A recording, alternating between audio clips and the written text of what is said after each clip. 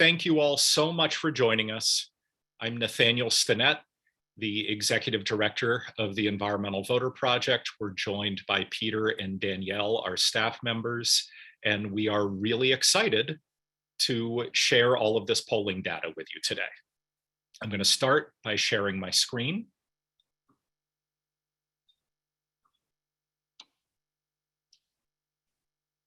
All right.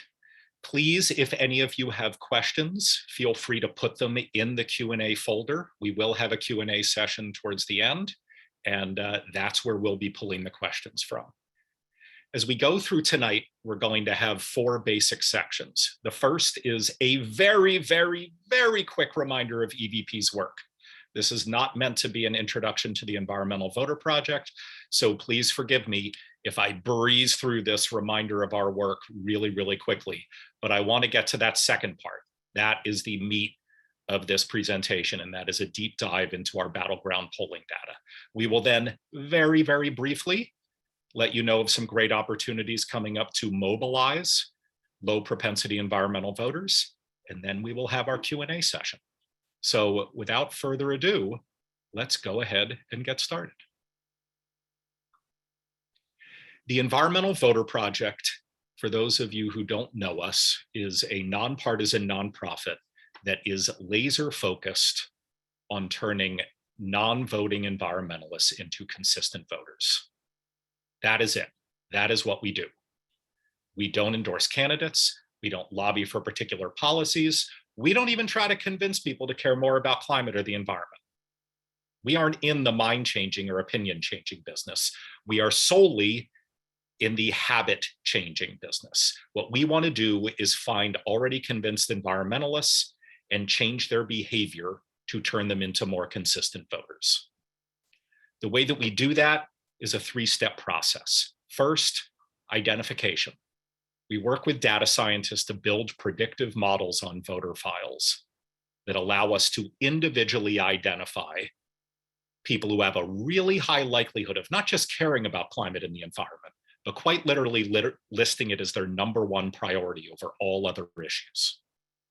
Then we narrow our focus to just those super environmentalists who we know from public voter files are unlikely to vote. That gets us to the second step. Once we've found these super environmentalists who don't vote, we can feel pretty darn confident that they don't need persuasion messaging. They don't need issue education. They don't need their mind changed.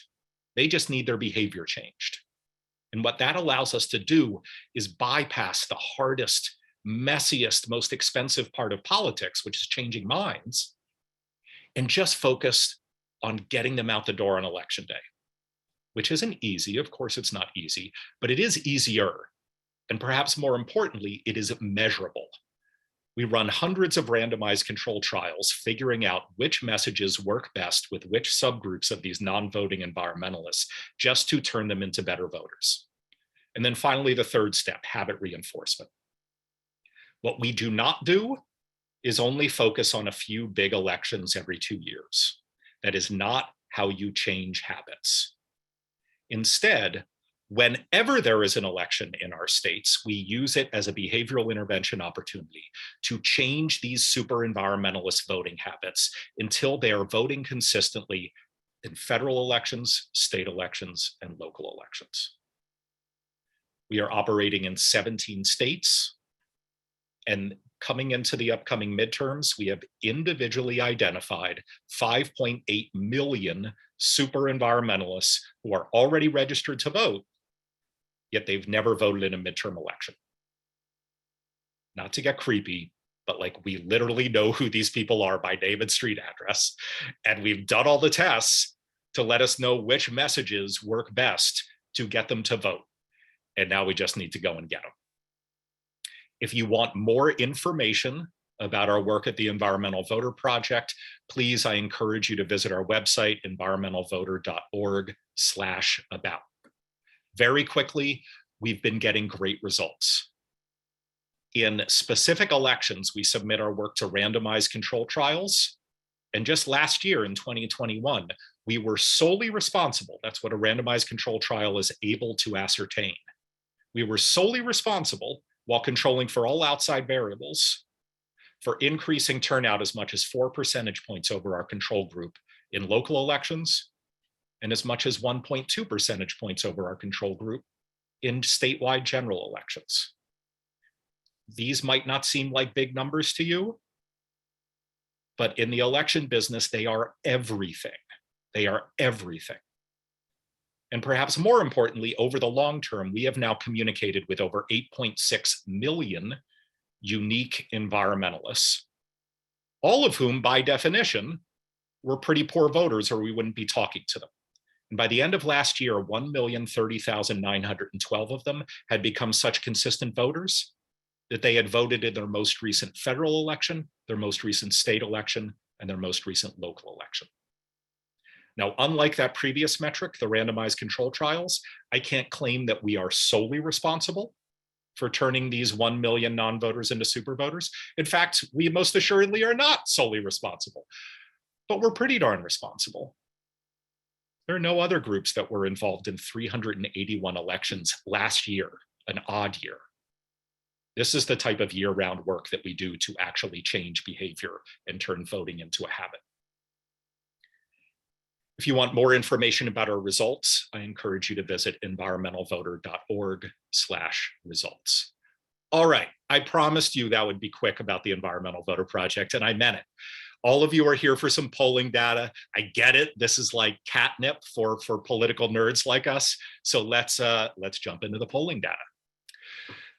Between July 5th and July 20th, I know that's a long period, and I'll explain why, we did some enormous polls, almost 3,300 registered voter responses across 4 states, Arizona, Georgia, Nevada, and Pennsylvania. The reason we did such big polls, and that's why it had to take a little bit extra time, was we didn't want to just get a good read on registered voters. We wanted to get a good read on the opinions of likely voters, people who are likely to vote in the upcoming midterms, as well as registered voters who were unlikely to vote. We are a turnout organization. We want to try to figure out the differences in what's going on up here between people who always show up and people who don't always show up. And so that's why we wanted to do these really deep dive, rich polls. Before I jump into the data, I want to start with 2 important pieces of information. First, polls are not meant to be predictive. I know we live in a society that wishes they were, but they are not.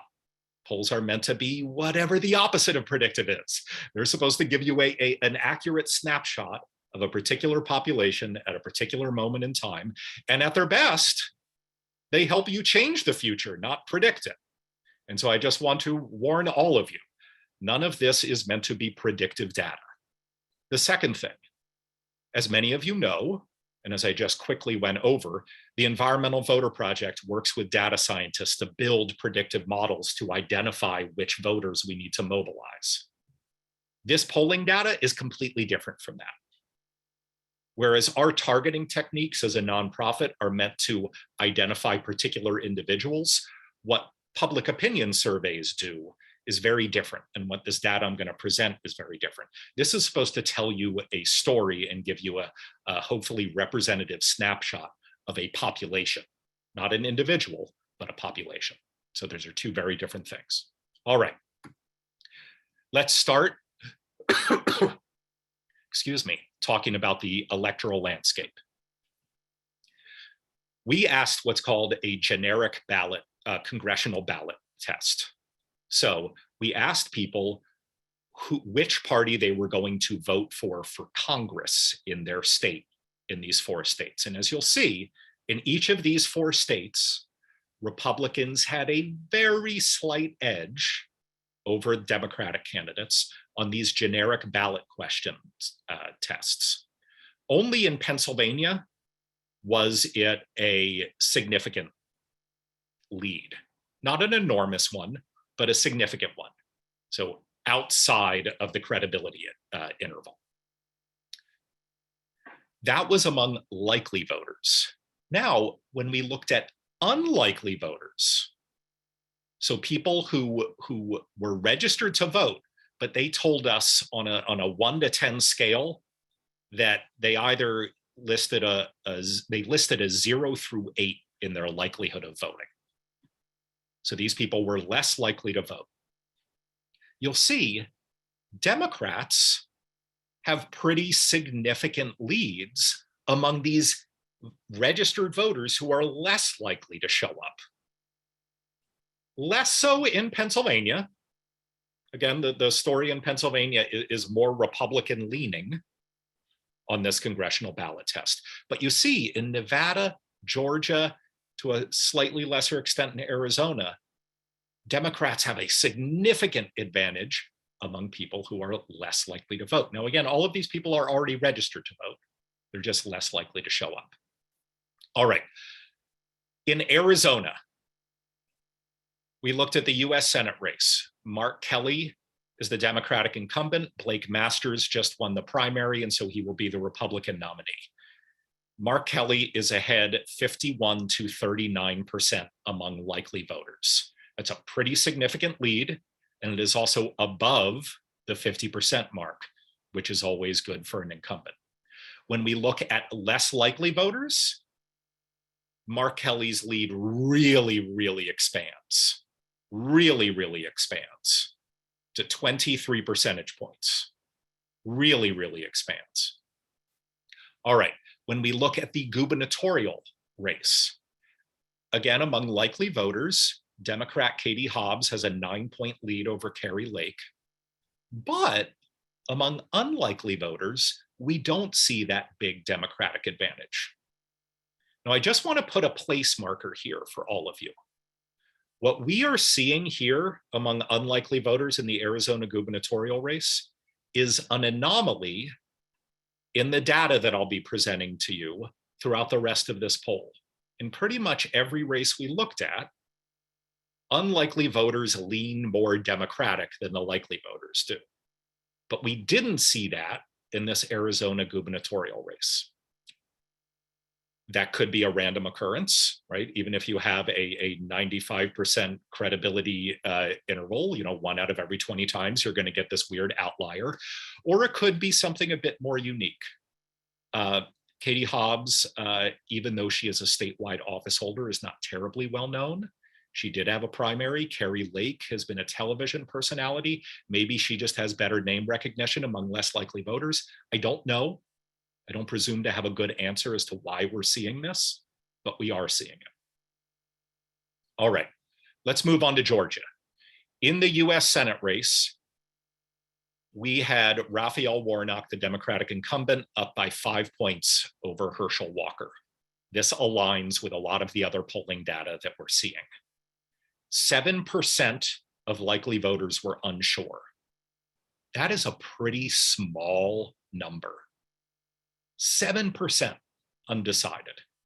What that tells us is this is a pretty inelastic electorate, at least when you're looking at likely voters. There isn't as much room, at least among likely voters, for persuasion messaging.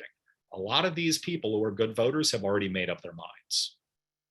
When we go to unlikely voters, same amount of support for Raphael Warnock, but Herschel Walker's support is almost cut in half.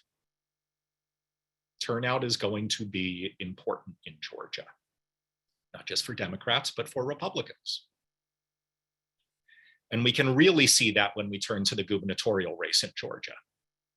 Whereas Raphael Warnock is ahead among likely voters, so the Democrat is ahead among likely voters in the Senate race, the Republican incumbent, Brian Kemp, is ahead in the gubernatorial race.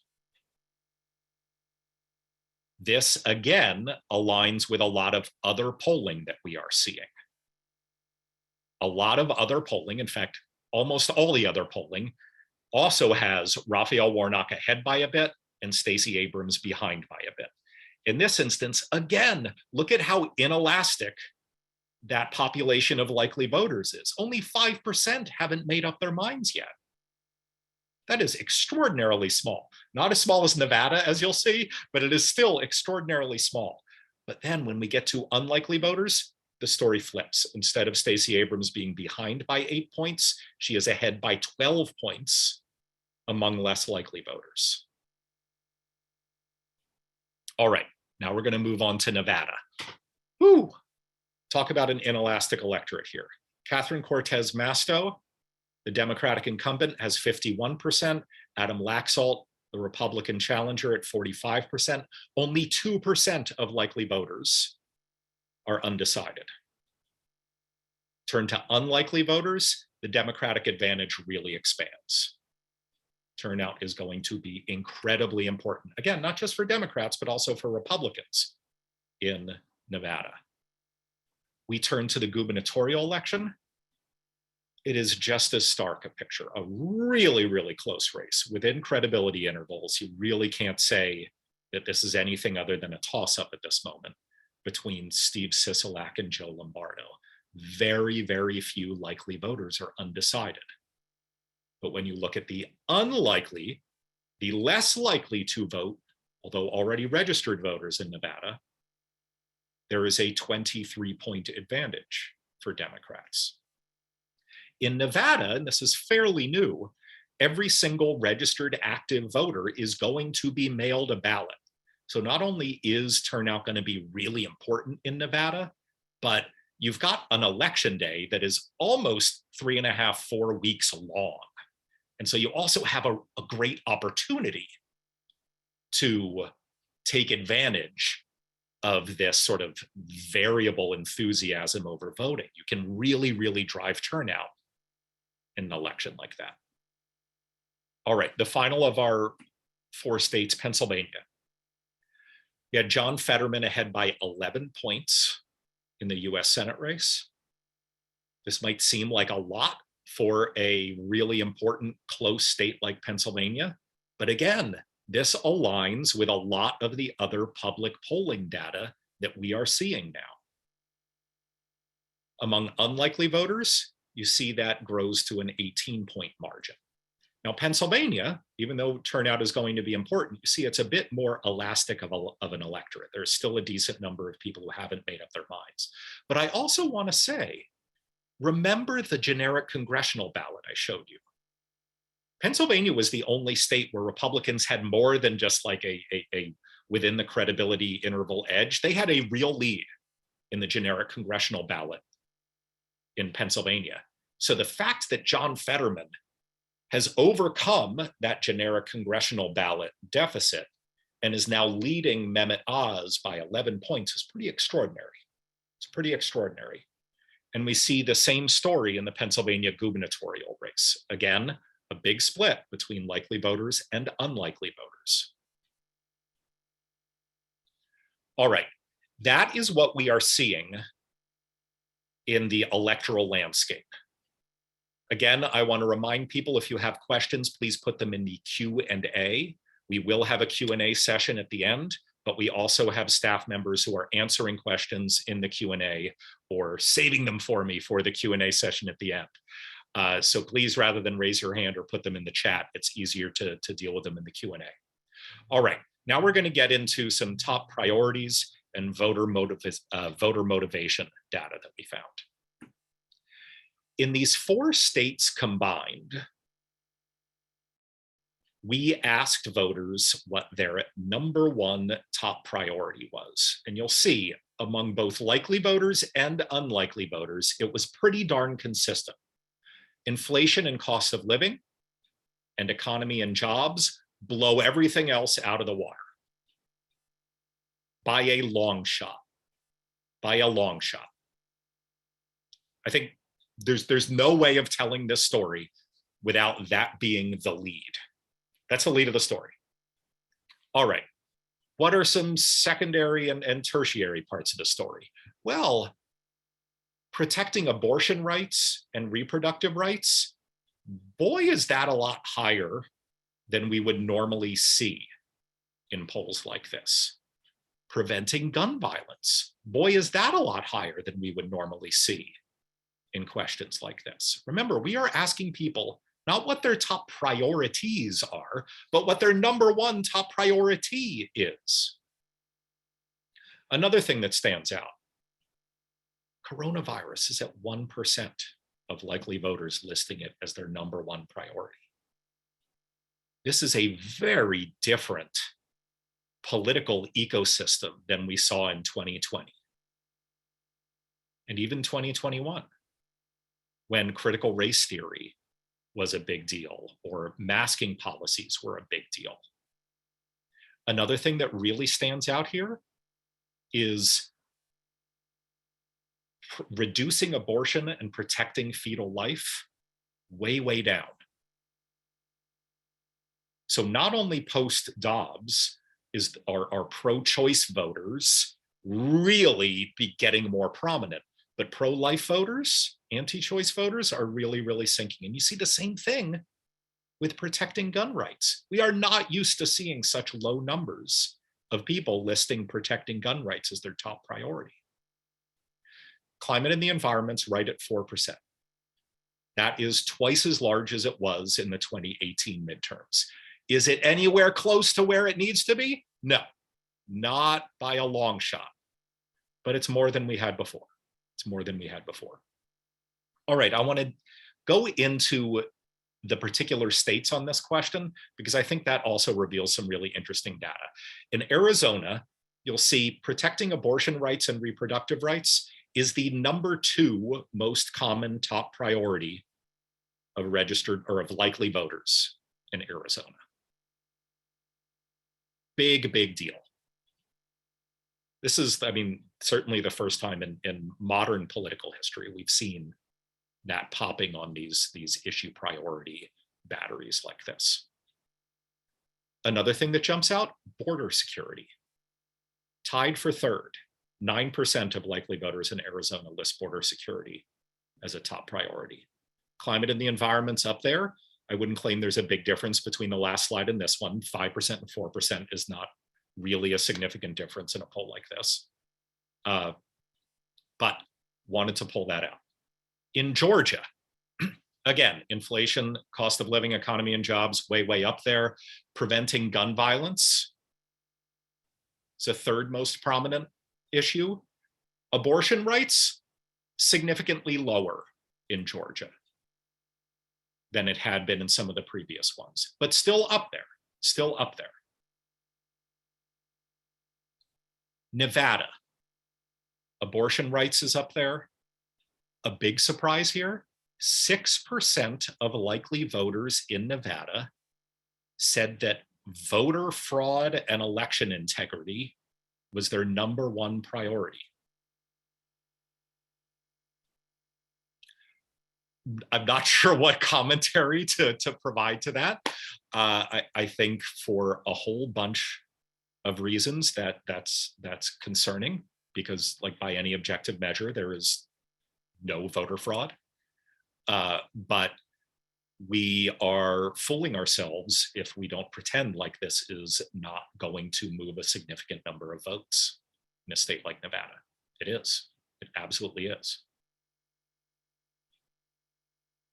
Pennsylvania, abortion rights is up there at 11%, tied for second. Preventing gun violence, 9%. Really, really high. But again, voter fraud and election integrity, 5%. Crime and public safety, 5%. There are a lot of polls that don't break out preventing gun violence from crime and public safety. For obvious reasons, we thought it was really important to do that, because these are really different issues. Just like if you ask people how important they think abortion is, well, you could be picking up some really opposing views when you do that. So we tried to separate these things. And both of them are really important. But you'll see in Pennsylvania, as in many of these other states, post-Dobbs, boy, are there a lot of abortion first likely voters. A lot of them. A lot of them. All right. We also asked a set of questions asking people what their top long-term priority was. We chose not to specifically define long-term because for a whole bunch of reasons, we thought that would end up clouding the data a little bit more. And so we just left it up to voters to have their own idea of what long-term priority was. But you'll see, among all registered voters, climate and the environment goes up to 9%. 9% listed as their number one top priority over the long term. I would claim that that reveals, and it's always a little bit dangerous to try to figure out what's going on in people's minds in these polls, but I would claim that means there is absolutely fertile ground to dramatically grow the number of voters who start really voting on climate and the environment. When we look just at Democrats, it was the second most common response. So just among Democrats, 15% of them, with the second most common response, listed climate and the environment as their number one top long-term priority. Among independents, it was still the number 3 one, with 10% listing as their top priority. Among independents, I have to admit that really surprised me. That really surprised me. Among Republicans, 4% listed as their top long-term priority. I will admit that surprised me as well. That surprised me as well. All right. We then wanted to really drill down some on particular climate issues. Oh, I'm sorry. We're not going to get to the particular climate issues yet. We asked questions, simply asking voters if they defined themselves as an activist, not an activist, or not sure. And then we cross-referenced those responses with what people's previous answers were about what their top issue priorities were. And we did this for a whole bunch of reasons that will inform our messaging at the Environmental Voter Project. But we also thought it was important to share this data with you for a bunch of reasons that will become clear in the next few slides. As you'll see, people who care deeply about expanding voting rights, about climate and the environment, about protecting abortion and reproductive rights, they are much, much more likely to self-identify as an activist than people who care deeply about healthcare or inflation or the economy. Maybe this is common sense. Maybe this is unsurprising when you think about it this way, but these numbers are still pretty stark. Still pretty stark. You know, fewer than 1/10 of people who care deeply about inflation and the cost of living identify themselves as activists. But over a quarter of people who care deeply about climate and the environment consider themselves to be an activist. It's a stark difference. It's a stark difference. But when we look at motivation to vote, we see something that is at once both concerning and exciting. Now here, I want to remind you, this poll was in the field before the Inflation Reduction Act was passed, or it passed in the Senate, before the news came out that there was a deal.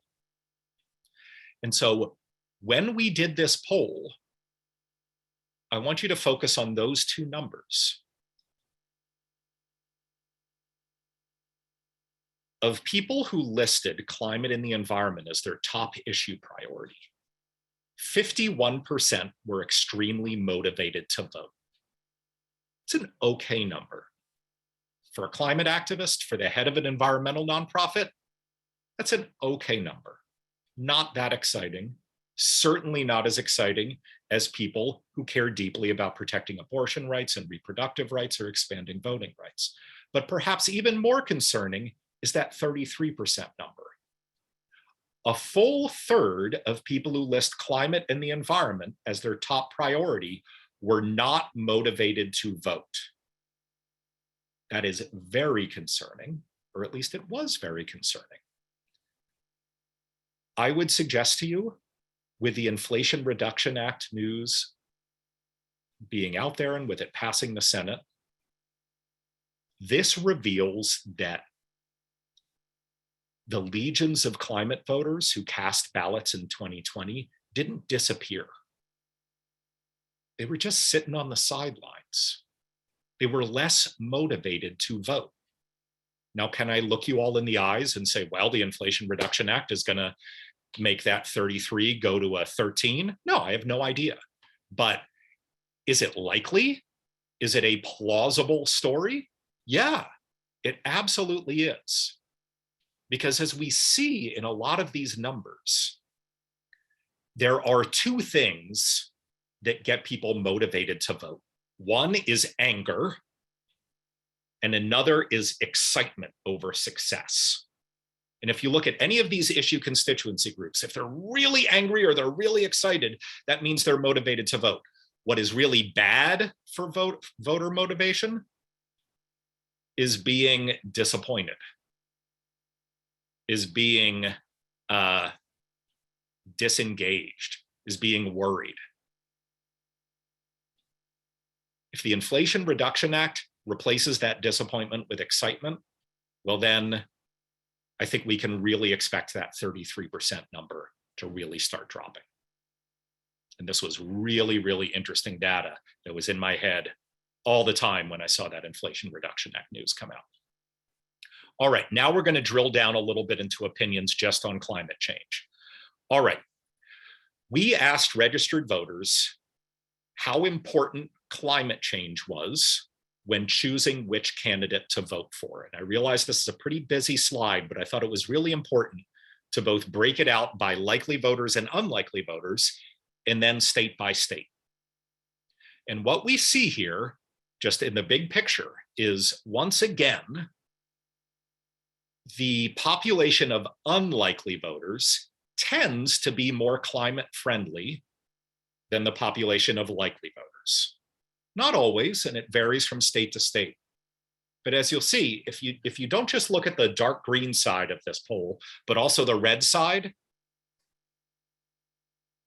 it starts to tell a pretty consistent picture across, a pretty consistent story across all of the states, and that is this.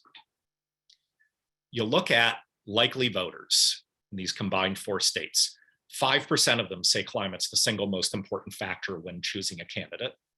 Among unlikely voters, 7% do. That's not an enormous difference. But when you go over to this side here,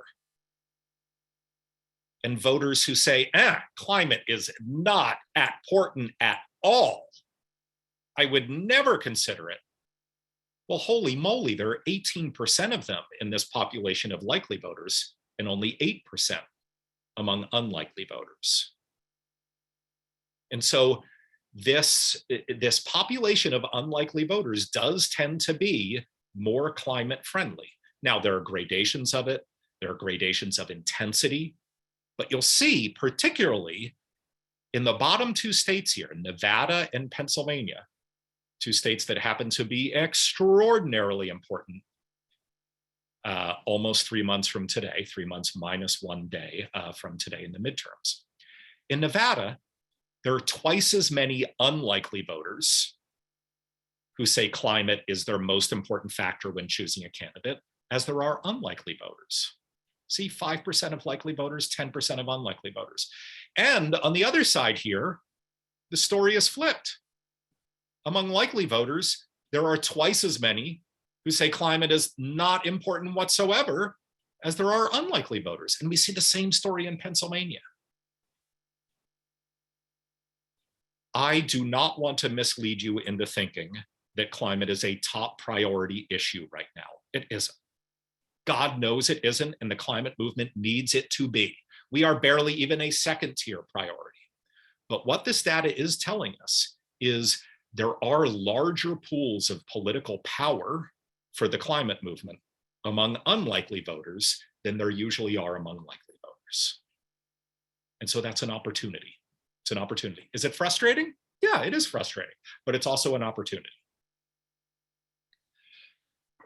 We also asked, and for this question and the next one, I put the actual survey question up top because I thought it was important for people to have this in their minds.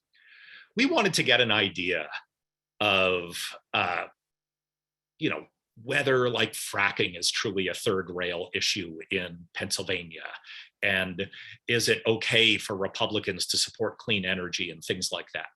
So we asked Democrats, how likely would you be to support a Democratic politician who wanted to increase US use of fossil fuels like oil, gas, and coal? About 20%, varies a little bit from state to state, said, no way. I wouldn't support a Democrat who wants to increase use of fossil fuels like oil, gas, and coal. In our hyper-partisan environment, that's a big number. That's a big number. If we then flip to the sort of inverse question, we asked Republicans, how likely would you be to support a Republican who supported increasing use of green energy like wind and solar power? Wow, there are appreciably fewer who would say, nah, I would never do that. And majorities, except in Pennsylvania, where it's just below a majority, said, oh yeah, I'd support a Republican like that. So let me toggle back and forth here for a second. Look, Democrats are not that hot on fellow Democrats being friendly to fossil fuels. But Republicans, it's not as dangerous for a Republican to be pro-clean energy. Now, again, don't read too much into this. I'm not saying that this means we should expect that Republicans can scot-free be super environmentalists. There is a lot of fossil fuel money awash in Republican politics, and boy, does gerrymandering really change the landscape. But I do think this is interesting in pointing out, especially in states like Pennsylvania, where there is this on-running theme about like, oh, you got to be really careful talking about fracking in Pennsylvania. Democrats will hate you, Republicans will really hate you. You know, I think that might be overstated a bit. I think that might be overstated a bit. All right, again, this was a poll that was done before the Inflation Reduction Act. But we asked, are Democrats in Congress doing enough on climate change? And you'll see 49% of Democrats said, nope, they're doing too little. 43% of independents said, no, Democrats are doing too little on climate. And even 33% of Republicans, 33% of Republicans said Democrats are doing too little in Congress on climate change. Pretty extraordinary. And again, this, I think, emphasizes what I was saying earlier when we were talking about voter motivation. I think there's reason to believe that the Inflation Reduction Act will not just have a policy impact, it will also have a political impact.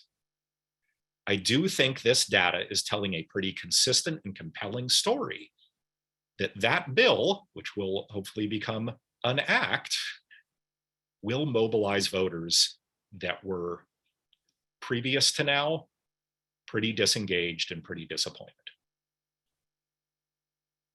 You can see, even in Pennsylvania, 44% of independents thought Democrats in Congress were doing too little on climate change.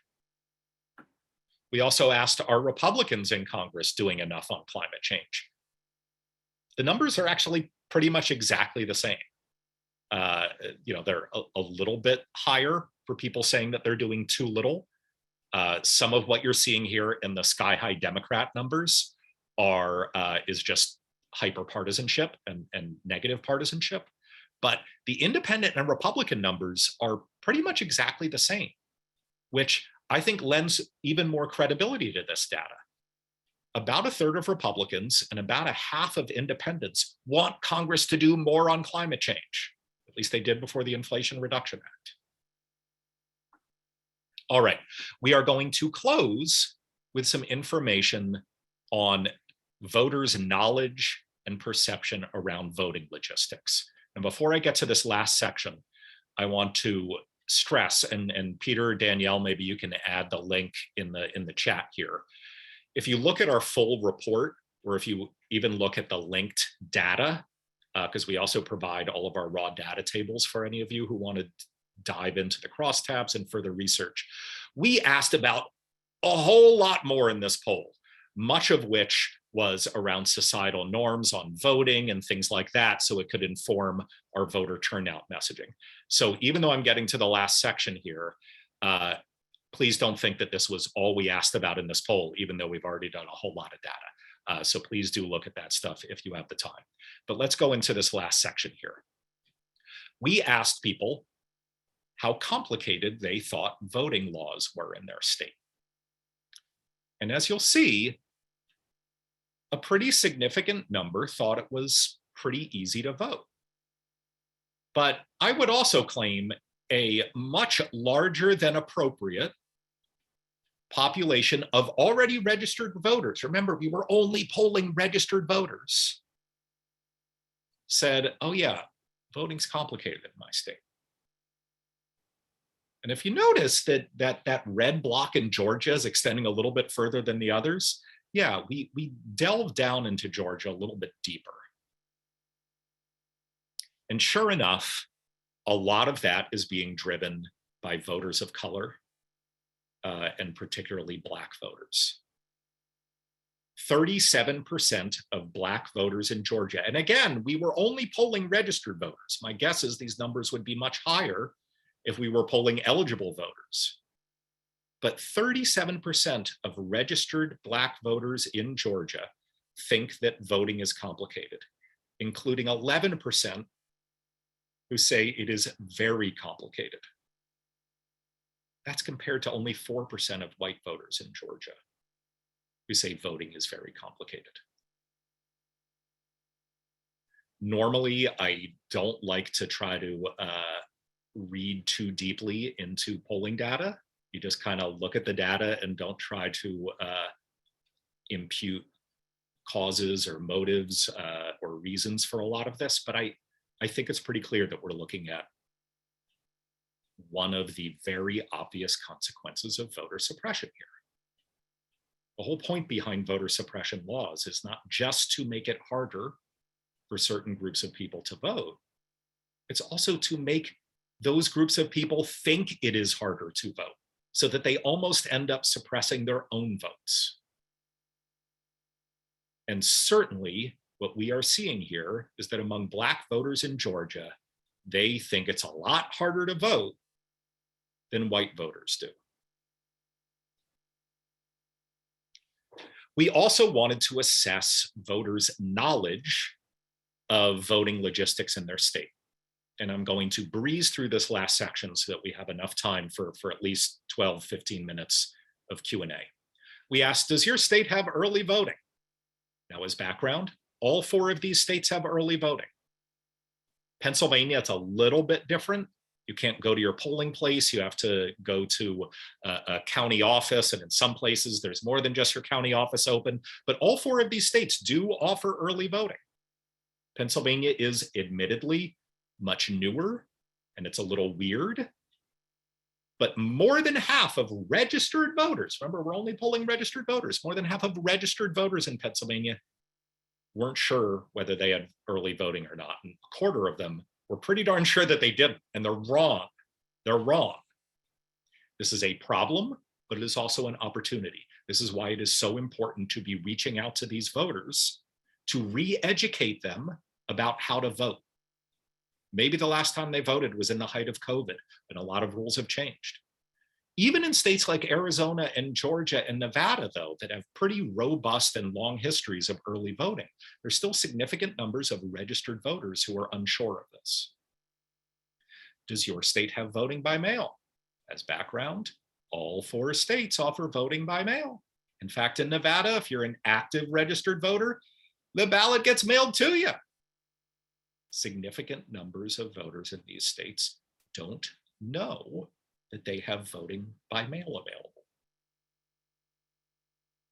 This is frustrating, but it is also an opportunity, and again, highlights how important it is to be contacting voters now.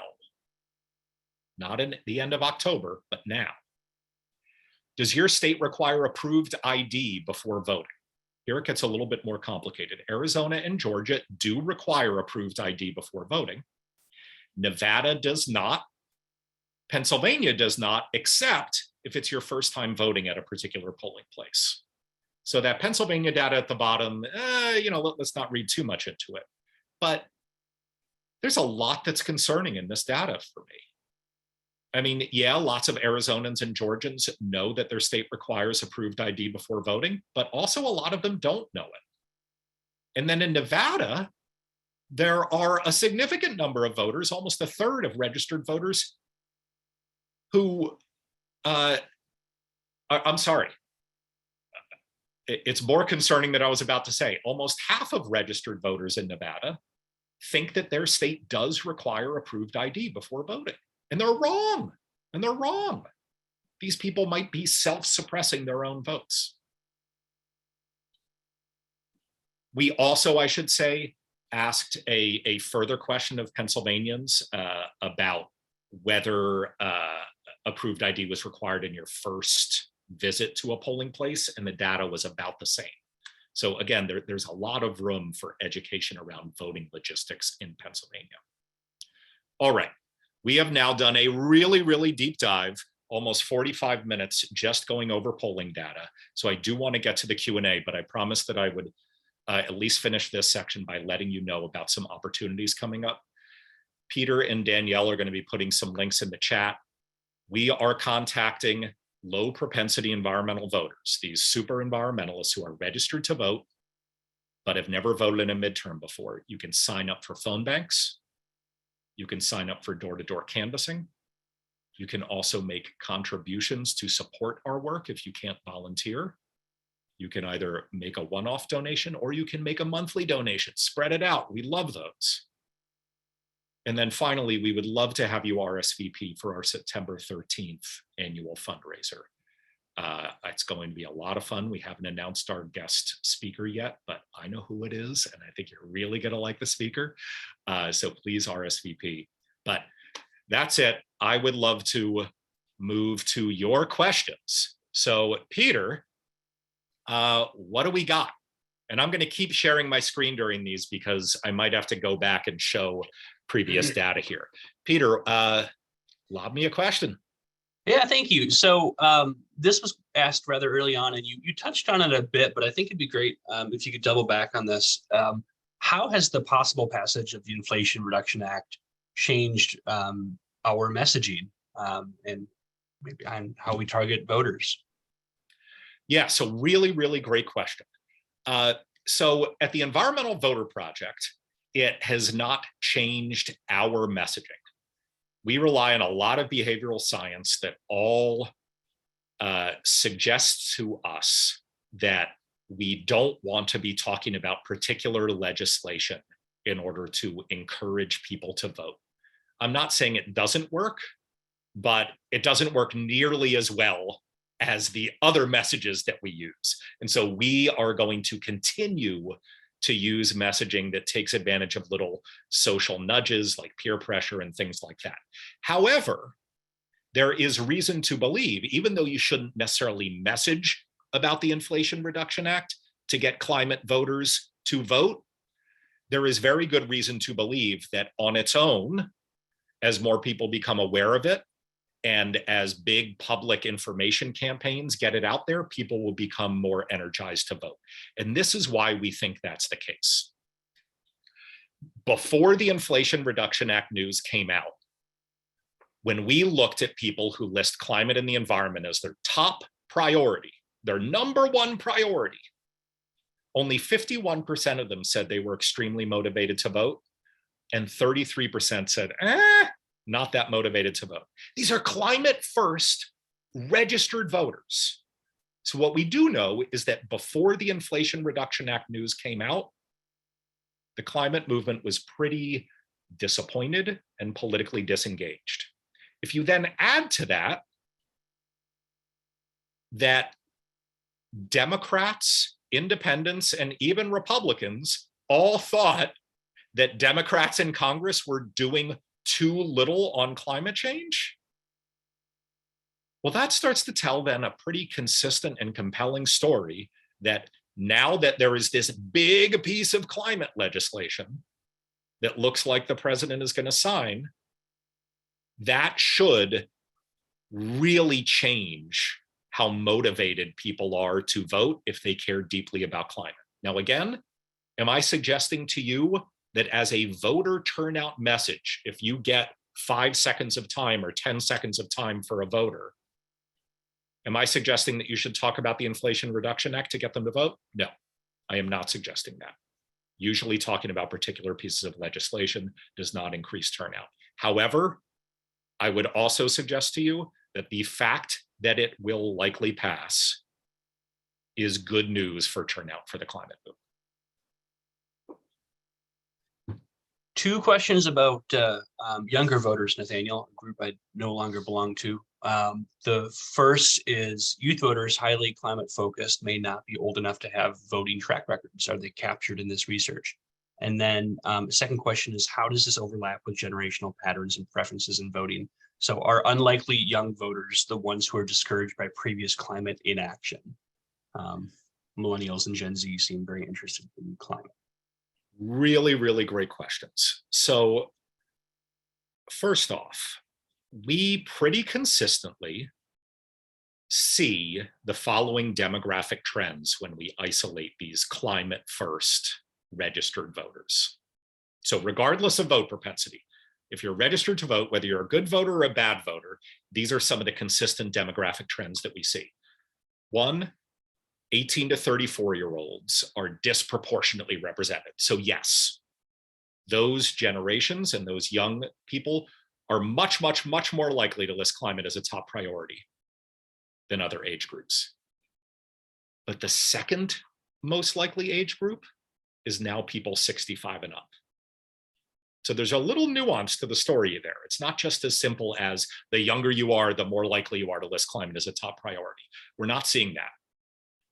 In fact, the generation that is usually least likely to list climate as their top priority is Gen X. It's my generation. Gen X is the problem now.